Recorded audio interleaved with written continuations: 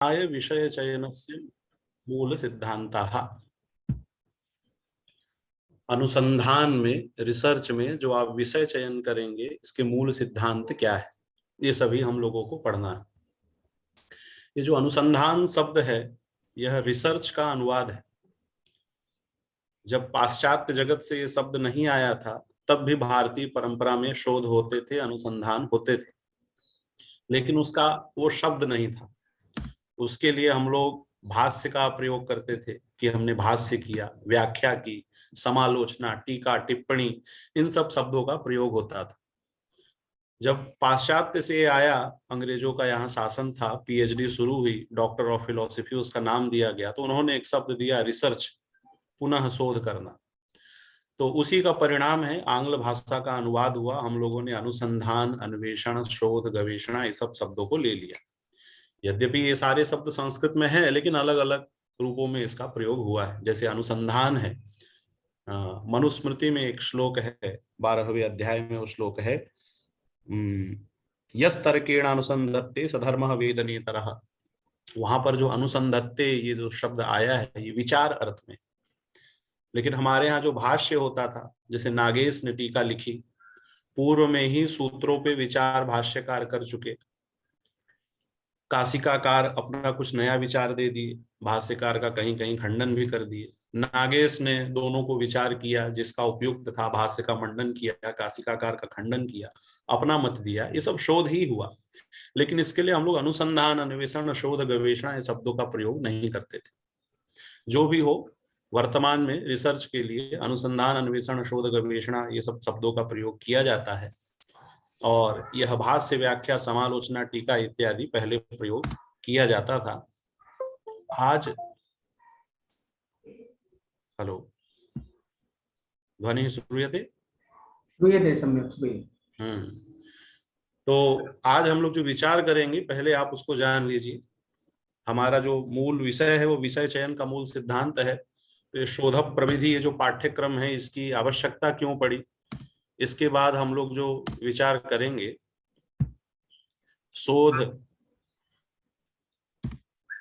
शोध विषय, या उसको कहते हैं शोध समस्या, इसके चयन के स्रोत क्या है। यदि आप विषय चयन करेंगे तो इसमें स्रोत आपको कहाँ से मिलेगा, कैसे आप विषय का चयन करेंगे। इसके बाद जो विषय चयन हो जाएगा, उसको प्रभावित करने वाले कारक कौन कौन से होंगे, इसमें आपकी रुचि होनी चाहिए। आप इसको योग्यता के अनुरूप विषय का वर्ण करें, ऐसा ना हो कि योग्यता के बाहर विषय का वर्ण कर लें। विषय सीमा का निर्धारण होना चाहिए, उस विषय की प्रासंगिकता होनी चाहिए, लोकोपयोगिता होनी चाहिए, विषय का शीर्षक उपयुक्त होना चाहिए, विषय की जो सामग्री है उसकी उपलब्धता होनी चाहिए, वित्तीय संसाधनों की भी सीमा होनी चाहिए, इत्यादि विषयों पे आज हम चर्चा करेंगे। जिसमें सबसे पहले हम चर्चा करते हैं इसकी शोध प्रविधि की आवश्यकता क्यों पड़ी।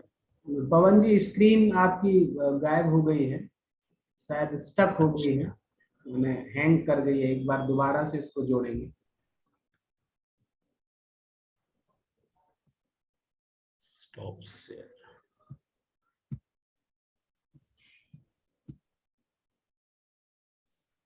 अभी आ रही है? एवं एवं, बस।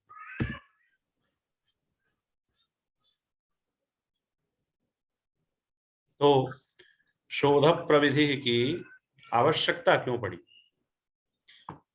व्यक्ति के अंदर सामर्थ्य है, छात्र के अंदर सामर्थ्य है, छात्र ने बहुत अच्छा अध्ययन किया है और छात्र के पास योग्यता भी है, वह शोध कर सकता है। लेकिन एक विचित्र बात है कि उसे अपनी अभिरुचि का ज्ञान नहीं होता। ये हमारे दर्शन सिद्धांत में भी ये बात प्रचलित है कि व्यक्ति स्वयं क्या है, उसे यही ज्ञान नहीं होता, और यही ज्ञान कर लेना ही मोक्ष है, तत्व ज्ञान कर लेना कि वो स्वयं क्या है। तो उसी प्रकार से छात्र जब जाता है शोध करने के लिए, तो उसे, उसके अंदर योग्यता है, उसके अंदर उत्साह है, लेकिन वो जा करके कहता है कि आप जो भी विषय दे दीजिए, मैं उस पर शोध कर लूंगा, मैं शोध करना चाहता हूँ। और यदि वो शिक्षक, वो निर्देशक उसके ऊपर सहानुभूति नहीं रख रहा है, तो इसके इस उत्तर पे तुरंत वो कैंसिल कर देगा, उसको शोध देगा ही नहीं करने के लिए। क्योंकि अभिरुचि का ज्ञान बहुत आवश्यक है। आपको ही बताना है कि आप किस विषय पे करेंगे, आपके अंदर क्या योग्यता है, ये आप ही जानेंगे। दूसरा, जब बहुत बाद में यहाँ भारत में भी ये रिसर्च विश्वविद्यालय के रूप में प्रारंभ हुआ शोध में, तो बहुत सारी पीएचडी पूरी ही नहीं हो पाती थी, या तो विषय बहुत बड़ा ले लिया जाता था, बहुत सारे कारक ऐसे हो जाते थे, शीर्षक कुछ और लिया, अंदर कुछ और हो गया। तो यूजीसी ने एक ऐसी कल्पना की कि पहले छात्रों को इसका प्रशिक्षण देना चाहिए, कुछ शोध प्रविधि कोर्स वर्क के रूप में इनको पढ़ाना चाहिए। तो फिर यह प्रारंभ हुआ, और आप लोग संस्कृत विश्वविद्यालय से पढ़े हैं, जहां से भी पढ़े हैं, आचार्य के चतुर्थ सेमेस्टर में GE1 नाम का एक प्रश्न पत्र है, जिसमें आप लोग शोध प्रविधि के बारे में, पांडुलिपि विज्ञान के बारे में पढ़े होंगे। सभी लोग पीजी पढ़ के आए हैं, अभी शोध में प्रवेश ले रहे हैं, तो पीजी में आपने तृतीय प्रश्न पत्र चतुर्थ सेमेस्टर में GE1 नाम से पढ़ा होगा। वहां पर भी डाला गया है, यूजीसी ने उस समय लघु शोध एक डाला, जिसको डिसर्टेशन कहते हैं, जमा होती है, जिससे आपको पूर्व में पता चल सके कि शोध किस प्रकार से किया जाता है। तो शोध प्रविधि की बहुत आवश्यकता है, इसके बिना आप शोध में प्रवेश करेंगे तो हो सकता है कि आपको बहुत सारी कठिनाइयों का सामना करना पड़े, और इसके फलस्वरूप बहुत सारी पीएचडी जमा ही नहीं हो पाती, शोध कार्य पूर्ण ही नहीं हो पाता है। इसीलिए शोध प्रविधि को पढ़ना बहुत आवश्यक हो जाता है।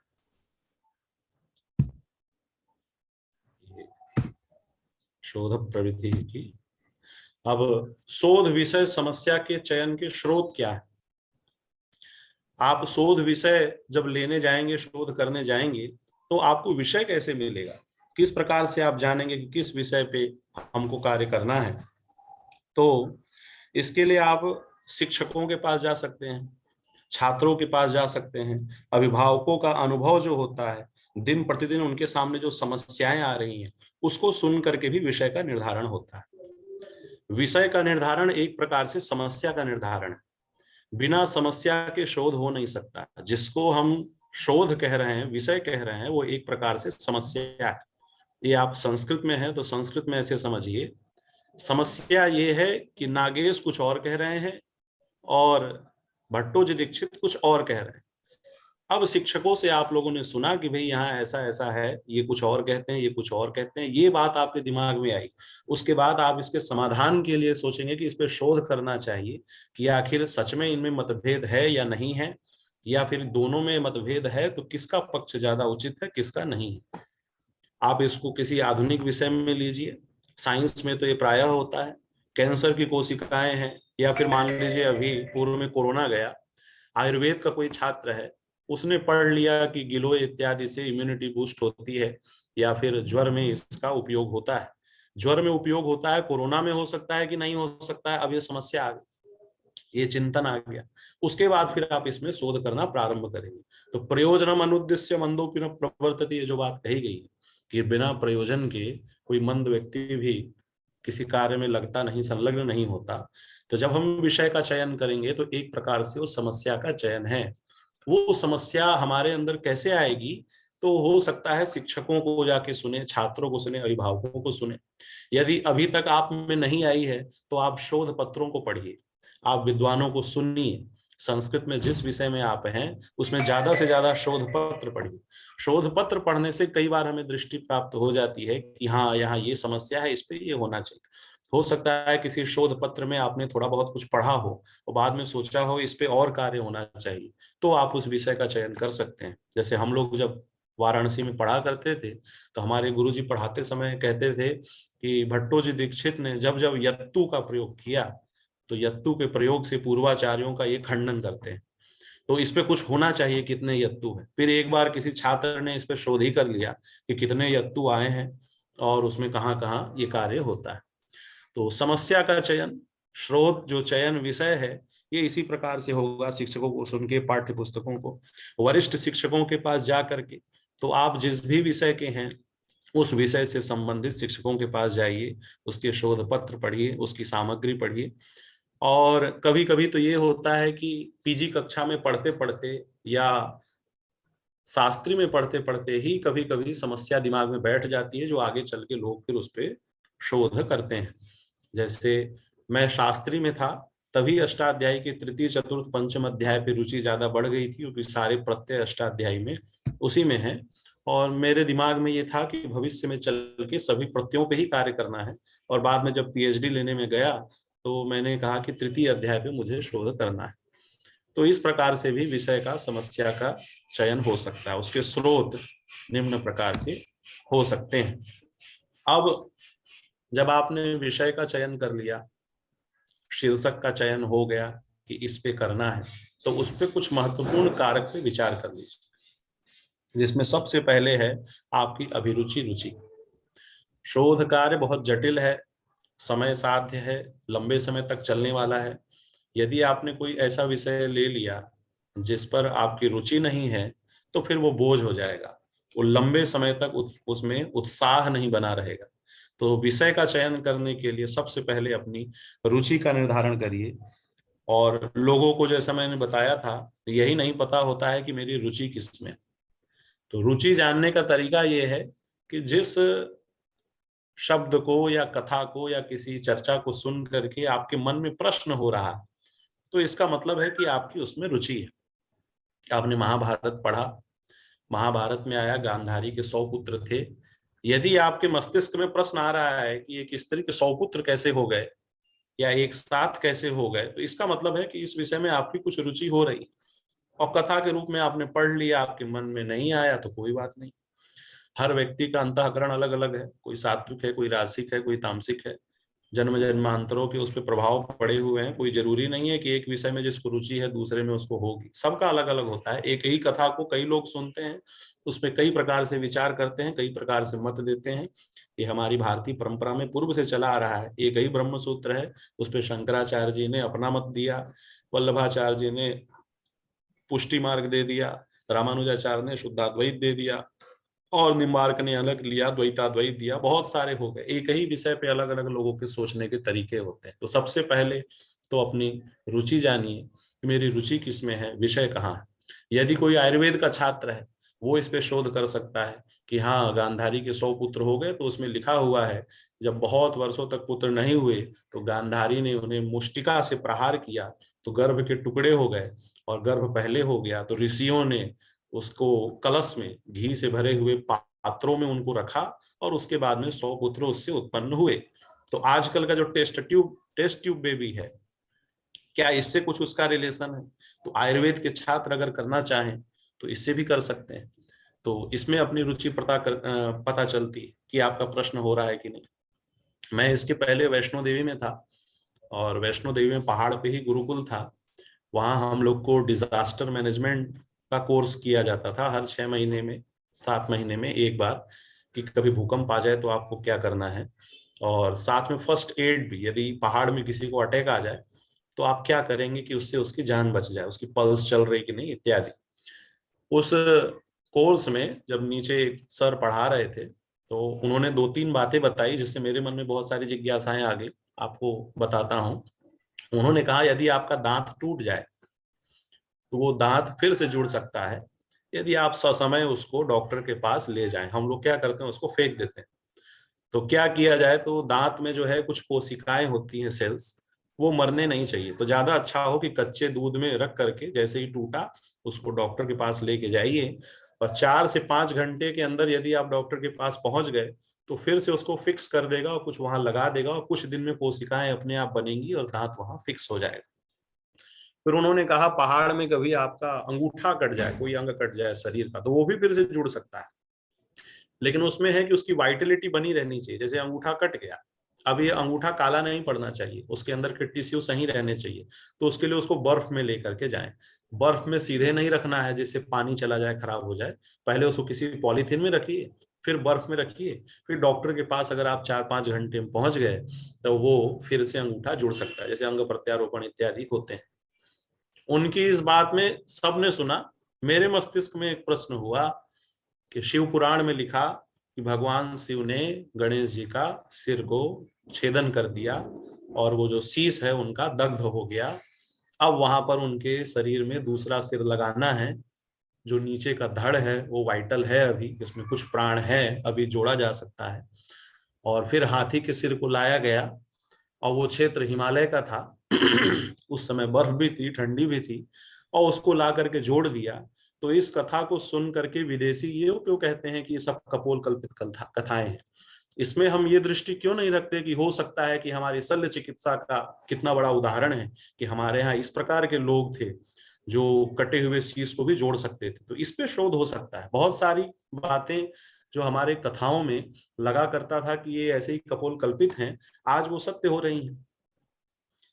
जरासंध के बारे में है कि वो 2 टुकड़ों में पैदा हुआ था और जरा नाम की राक्षसी ने उसको जोड़ दिया था। तो एक प्रकार से शल्य चिकित्सा का उदाहरण है। तो कथाओं को सुन करके, सिर्फ कथाओं को नहीं, आप व्याख्यानों को सुन करके, आप नागेश को सुनिए, आप साहित्य के हैं तो मम्मट के बारे में पढ़िए। आपके मन में जहां प्रश्नवाचक चिन्ह आ रहा है और आपको लग रहा है कि इस पे कुछ खोजना चाहिए, वही आपकी अभिरुचि है।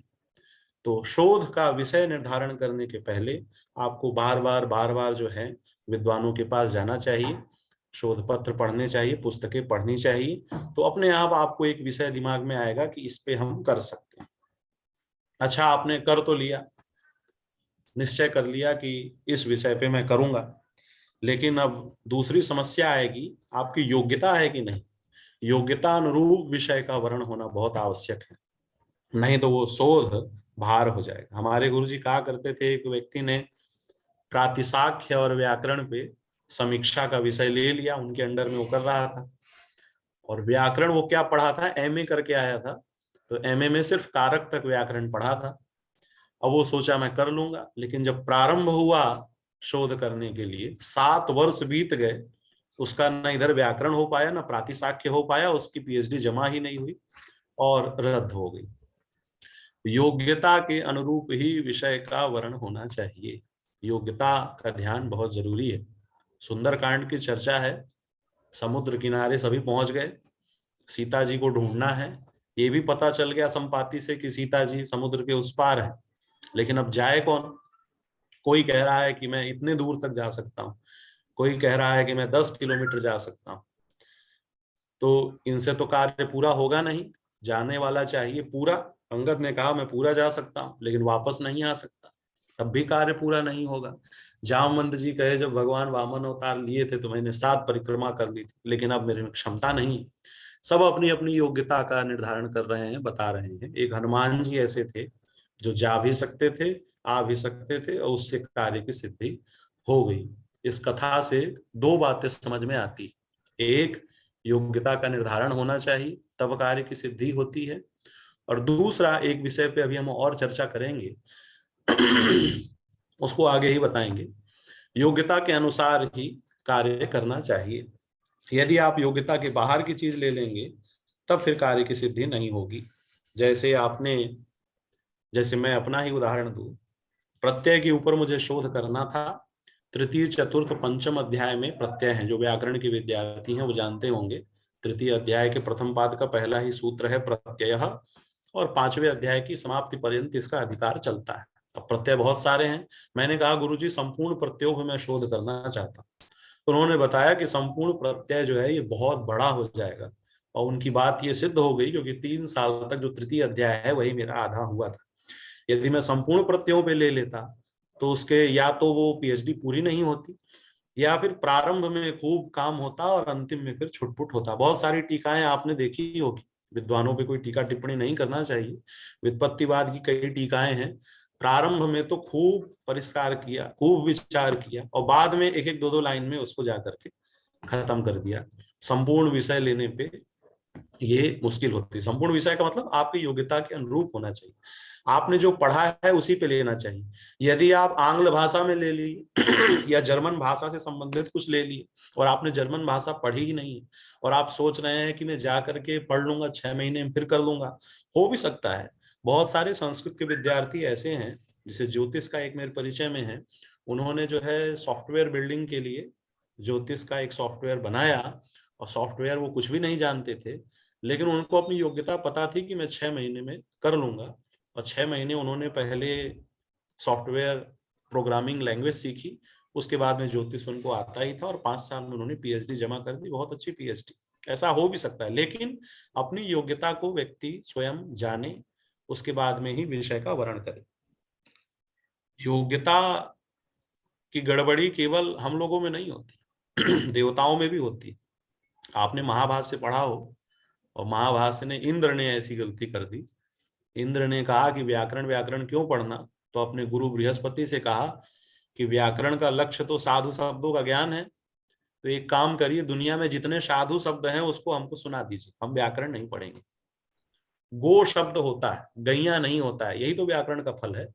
व्याकरण से हम क्या जानते हैं कि गो शब्द शुद्ध है, उसके ये रूप बनते हैं, गैया जो लोक में है ये अपभ्रंश है।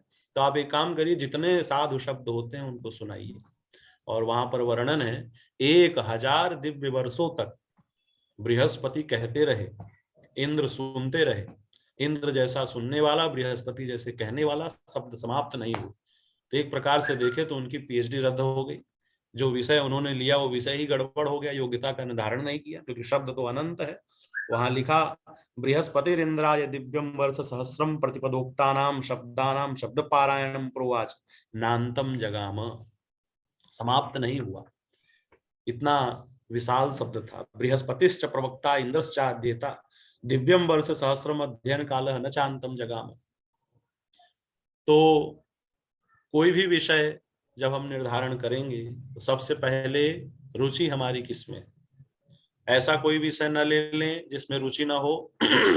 मेरी रुचि प्रत्ययों को करने की है और मैंने किसी के बहकावे में परिष्कार ले लिया, अब परिष्कार में मेरी गति नहीं है तो वो बोझ हो जाएगा। दूसरा, उस कार्य को करने की मेरी योग्यता है कि नहीं, इसका निर्धारण भी हमको स्वयं करना चाहिए, योग्यता के बाहर नहीं जाना चाहिए। तीसरा है विषय की सीमा का निर्धारण, एक प्रकार से योग्यता से जुड़ा ही हुआ है। विषय की सीमा का निर्धारण भी करना चाहिए। जैसे संपूर्ण अष्टाध्यायी पे किसी ने ले लिया, लेकिन संपूर्ण अष्टाध्यायी पे करना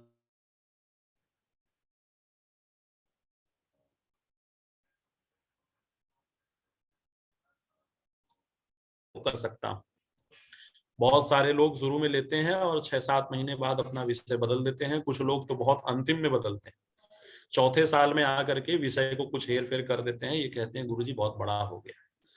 तो ठीक है, डीआरसी उसको कर देती है, हो जाता है। लेकिन यदि हम शोध में प्रवेश करने के पहले ही विषय सीमा का निर्धारण कर लें तो ज्यादा उपयुक्त होगा, क्योंकि विषय सीमा के बाहर किया गया कार्य कभी सही नहीं होता। अधिक बड़ा हो गया तो पूरा ही नहीं होगा। प्रारंभ में मन लगेगा, बाद में विषय के साथ में न्याय नहीं हो पाएगा।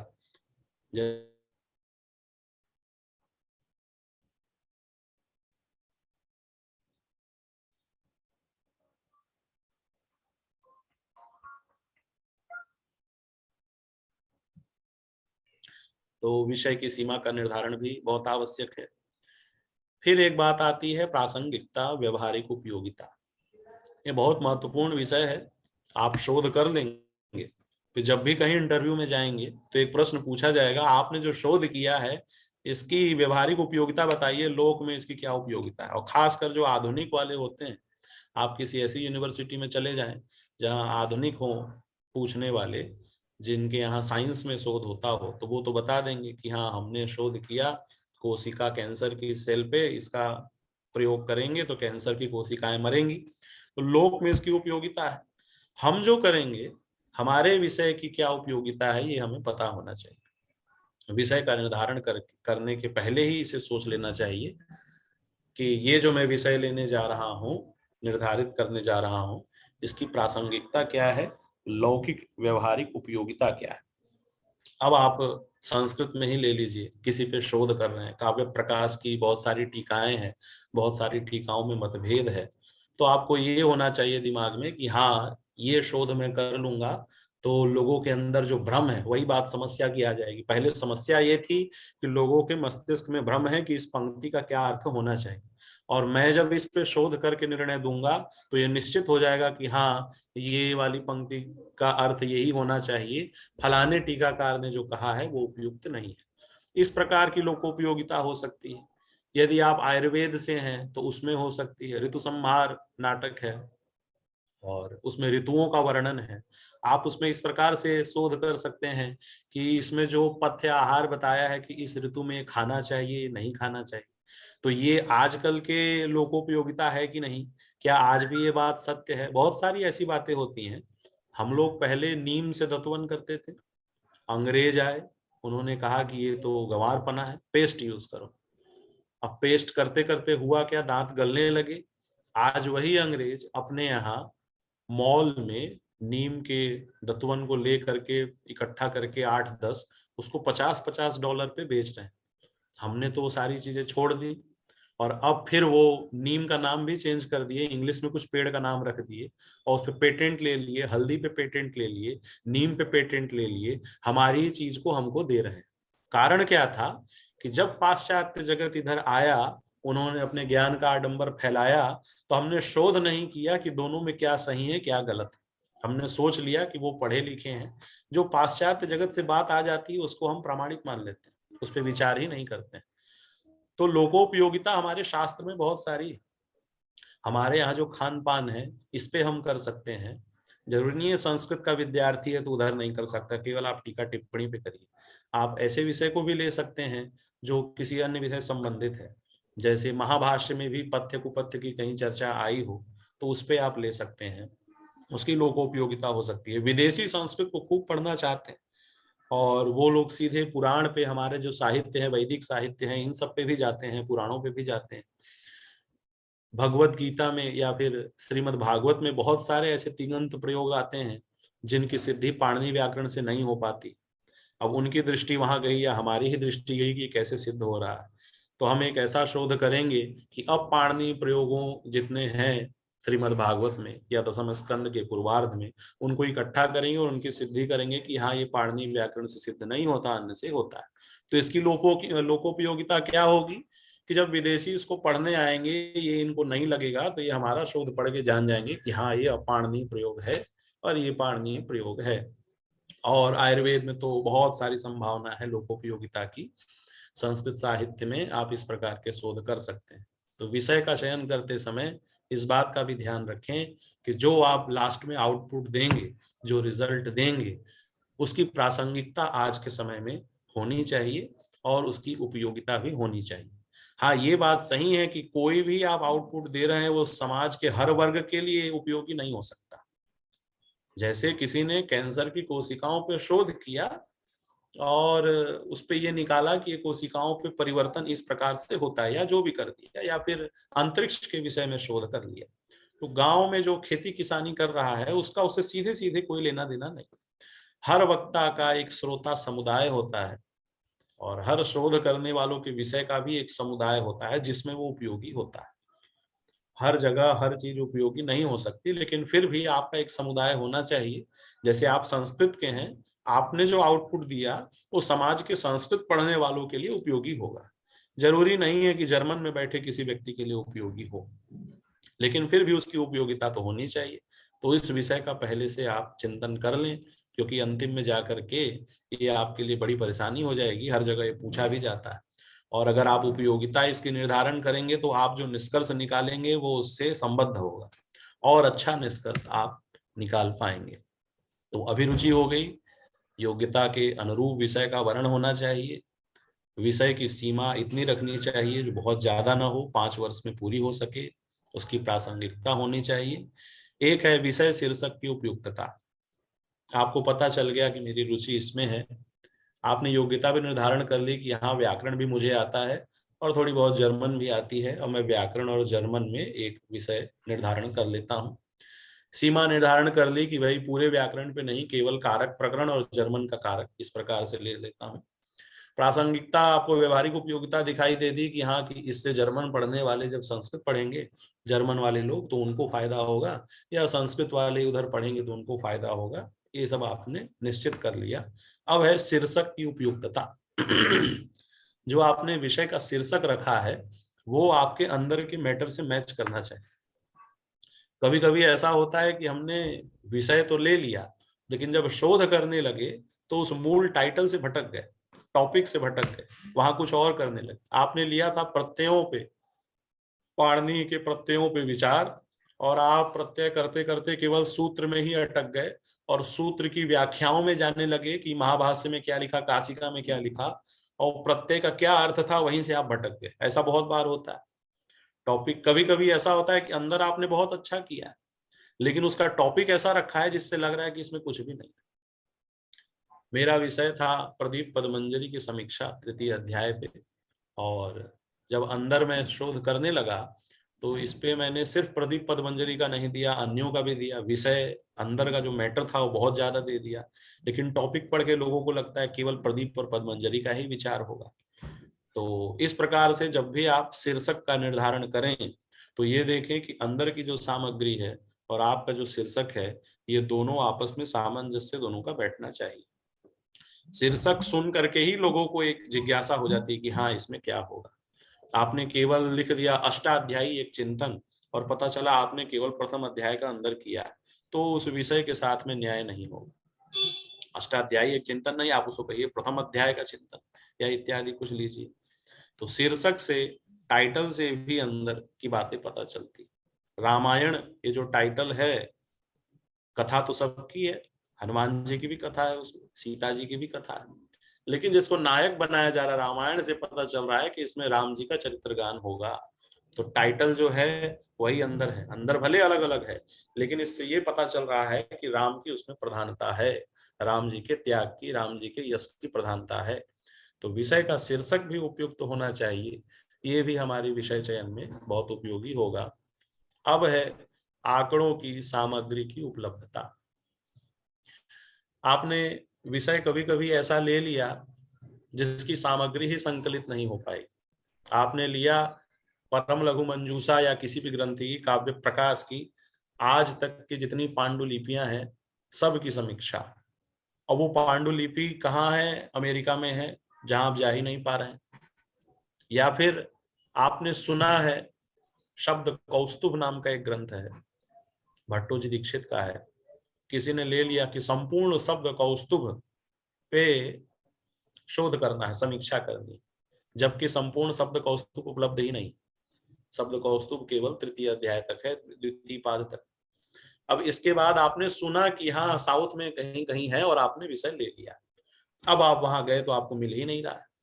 तो विषय निर्धारण करने के पहले ये भी सोचिए कि जिस विषय पे हम शोध करने जा रहे हैं इसकी सामग्री उपलब्ध हो सकती है या नहीं हो सकती, इंटरनेट के माध्यम से या जा करके या किसी भी माध्यम से।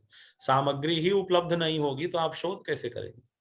आपने सुना था कि किसी लेखक की बहुत अच्छी टीका इस पे थी जो आजकल मिलती नहीं है, और आपने जो है उत्साह में विषय ले लिया यही कि हम उसी लेखक की टीका पे अपना शोध करेंगे। लेकिन जब आप सामग्री की उपलब्धता जांचने जाएंगे तो आपको टीका ही नहीं मिल रही है। आपने सोचा नहीं 1-2 साल में मिल जाएगी, मैं वहां जाके ढूंढूंगा, साल 2 साल निकल गए, आपको मिली नहीं, फिर उस विषय का क्या होगा? वो विषय तो रद्द करना पड़ेगा या फिर आपको विषय बदलना पड़ेगा। तो ये पहले ही जो 6 महीने का कोर्स वर्क का ये जो कार्य समय होता है, इस पे ही निर्धारण कर लेना चाहिए कि मैं जिस विषय पे करने जाऊंगा उस पे ये सामग्री उपलब्ध होगी कि नहीं होगी। और अंतिम इसमें आता है वित्तीय संसाधन। वित्तीय संसाधन भी बहुत बड़ी बात है। आपने ये निर्धारण कर तो लिया कि ये जो सामग्री है ये मैं एकत्रित कर लूंगा, लेकिन जाने के लिए कुछ व्यय भी होगा। ये जो संस्कृत के अतिरिक्त होती है, संस्कृत के अतिरिक्त जो पीएचडी होती है जैसे साइंस में होती है, उनमें तो वित्तीय संसाधन खूब चाहिए।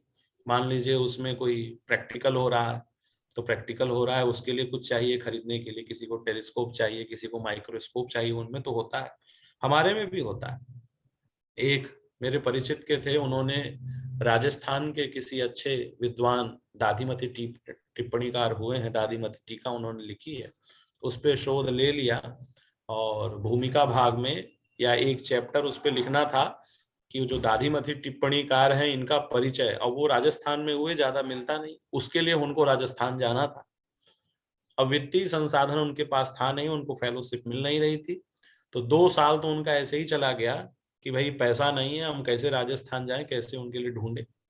तो ऐसा विषय ले लिए जिसके लिए कुछ वित्त लग रहा है, अगर फेलोशिप आपको मिल रही है तब तो सही बात है, नहीं तो ऐसा कोई विषय आप ले लेंगे जिसके लिए आपके पास वित्तीय संसाधन नहीं होंगे तो उस शोध में बहुत समस्या हो जाएगी। मान लीजिए आपने ले लिया कि हार्वर्ड यूनिवर्सिटी में जो शोध होता है और कामेश्वर सिंह दरभंगा संस्कृत यूनिवर्सिटी में जो होता है, इस पे हम तुलना करके समीक्षा करके एक नया कुछ देंगे, और आप हार्वर्ड जा ही नहीं पा रहे हैं। हार्वर्ड क्यों नहीं जा पा रहे हैं? कि भाई आपके पास वित्त नहीं है, पैसा नहीं है। आपको फेलोशिप भी नहीं मिल रही है। तो ऐसे किसी विषय को यदि आप ले लेंगे जिसमें वित्तीय संसाधन नहीं होंगे, तब भी वो जो विषय होगा वो पूर्ण नहीं हो पाएगा। इसलिए सही शीर्षक का चयन भी बहुत जरूरी होता है। ये सारे जो विषय हैं,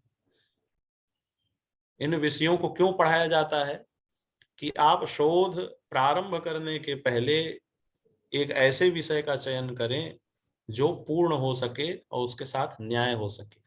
यदि ये सारी बातें आपको न बताई जाए और सीधे आप शोध में चले जाएं, तो जैसा ज्यादातर होता है, पीएचडी रद्द हो जाएगी या फिर जो आउटपुट निकल के आएगा, जो निष्कर्ष निकल के आएगा, वो उतना सही नहीं हो पाएगा। तो ये एक प्रकार से स्किल डेवलपमेंट है। बाल पहले भी काटे जाते थे, ऐसा नहीं कि बाल काटना किसी को नहीं आता था, लेकिन धीरे धीरे उसको स्किल के रूप में लिया गया। पार्लर शुरू हुआ, फिर कोर्स शुरू हुआ, लोग प्रोफेशनल होते गए, बताया गया कि नहीं इस प्रकार से काटना चाहिए, कैंची का इस प्रकार से उपयोग होना चाहिए, ये क्रीम लगानी चाहिए, वो क्रीम नहीं लगानी चाहिए। अब एक प्रकार से ये एक अलग क्षेत्र हो गया शिक्षा का। लोग जो है इसी पे पढ़ाई कर रहे हैं कि आपको प्रोफेशनल पार्लर का कुछ बनना है या फिर फेशियल का बनना है तो आप ये चीज पढ़िए। बढ़ाई का काम पहले भी होता था। मैकेनिक का काम गांव में जो लोग करते हैं, टीवी इत्यादि बनाते हैं, वो बहुत कोर्स नहीं किए होते हैं, वो अपने अंदाज में ही बहुत सारे काम कर लेते हैं। लेकिन जब इसका कोर्स प्रारंभ हो गया तो लोगों के अंदर स्किल डेवलपमेंट हो गया, धीरे धीरे वो उसमें और योग्य हो गए। उसी प्रकार से शोध में भी गुणवत्ता को ध्यान देने के लिए इन सारी चीजों को ध्यान देना चाहिए। आप लोगों ने और भी चीजें पढ़ी होंगी, अभी तो विषय चयन का मैं पढ़ा रहा हूँ। इसके अतिरिक्त जो है सिनॉप्सिस कैसे बनानी चाहिए, शोध में आगे जाएंगे और कौन कौन से कारक है जो उसको प्रभावित करते हैं। विषय चयन में इतने सारी चीजों का हमने ध्यान दिया है। अभी समय 9:40 हुआ है, आप लोग प्रश्न भी कर सकते हैं। और अभी तक जो मैंने पढ़ाया है मैं इसका थोड़ा सा रिवीजन भी करा दूं कि सबसे पहले मैंने बताया था विषय के चयन के स्रोत आपको कैसे मिलेंगे। तो आप विद्वानों के पास जाएंगे, शिक्षकों के पास जाएंगे, शोध पत्रों को पढ़ेंगे। जिस विषय में आपकी रुचि हो रही है या रुचि नहीं भी है, आपका जो विषय है ज्योतिष है, तो आपको नहीं पता मेरी रुचि किस में है ज्योतिष के क्षेत्र में, तो ज्यादा से ज्यादा शोध पत्रों को पढ़ेंगे तो आपको अपने आप कहीं प्रश्न होगा कि यहाँ ये क्यों हो रहा है, तो उसमें आपकी रुचि हो जाएगी। अभिरुचि का ध्यान रखेंगे, योग्यता के अनुरूप विषय वर्ण करेंगे, विषय सीमा का निर्धारण करेंगे।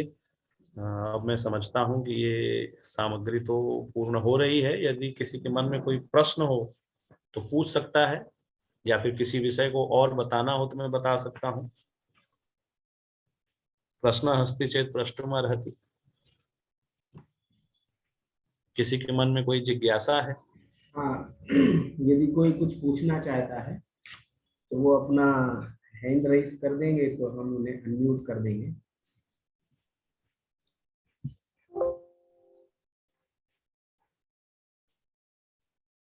विषय बहुत व्यापक नहीं था, लेकिन फिर भी जो मुख्य मुख्य अंश हैं वो सब मैंने बता ही दिए हैं। राजेश कुमार कुछ पूछना चाह रहे हैं। जी जी सर, ये शोध पत्र कहाँ मिलेगा? शोध पत्र आपको इंटरनेट पे भी मिल सकता है, कहीं की पत्रिकाएं हैं वहां मिल सकता है।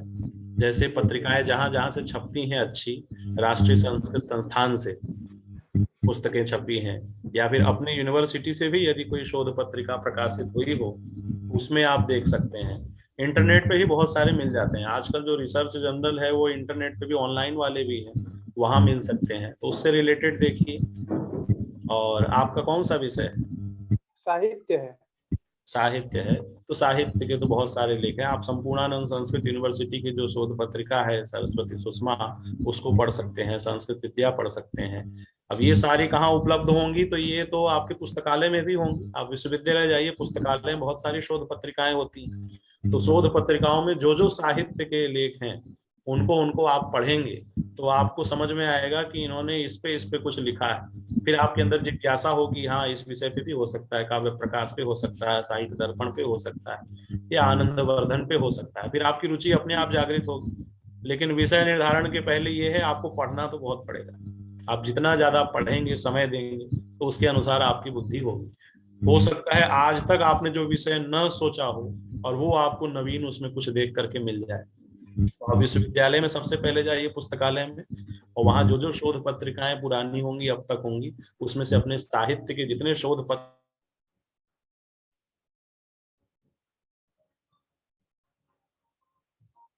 लग रहा है। इससे ये भी होगा कि आप जब भविष्य में शोध पत्र लिखेंगे तो आपको कुछ दिशा मिल जाएगी किस प्रकार से लिखना चाहिए। आप उनकी कोटेशन भी देना चाहते हैं, रेफरेंस सहित दे सकते हैं कि फलाने लेखक ने फलानी पत्रिका के पत्र में ये बात कही है जो मुझे उपयुक्त लगती है। उसको कॉपी पेस्ट नहीं कहा जाता। अगर आप रेफरेंस दे रहे हैं तो कॉपी पेस्ट नहीं। आपको कोई बात सही लग रही है और उसके लिए आप देना चाह रहे हैं कि उन्होंने भी ये बात उसमें कही है, तो ये ठीक है। अगर आप रेफरेंस दे रहे हैं तो सही है। तो आप शोध पत्रिकाओं को पढ़िए, विश्वविद्यालय में पहले जाइए और इंटरनेट के माध्यम से ढूंढिए। जी ठीक, धन्यवाद। नेक्स्ट कौन है? खुशबू कुछ पूछ रही है धर्मशास्त्र से, क्या पूछ रही है?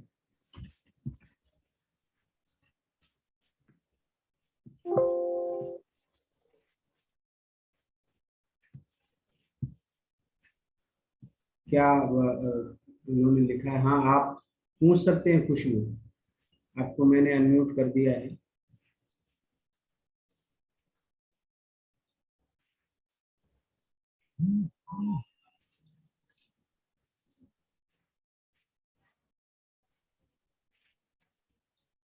फास्ट।